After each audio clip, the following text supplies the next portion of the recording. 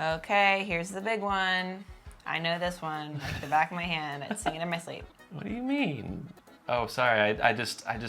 Oops, accidentally went right to the 76. Oops, went straight to 76. Downfall of Paris. The Downfall of Paris. We'll get this one right out of the way.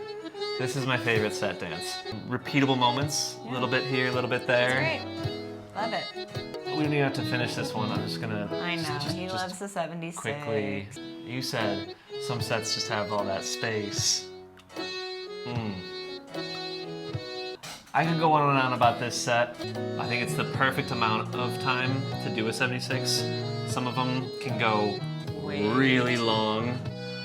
This is kind of the cutoff where, like, it's a lot of dancing, granted. You know, it's 16 by 32 in the end if you double up everything with 76.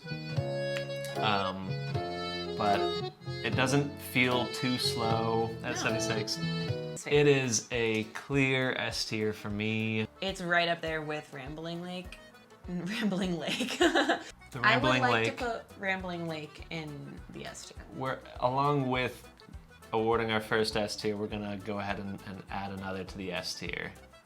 We're gonna bring Rambling Lake up to S because we keep looking at it like, I know. you know, we're starting to make a lot of comparisons to kind of the tune there. Yeah. Yeah. Yeah, Rambling Lake is...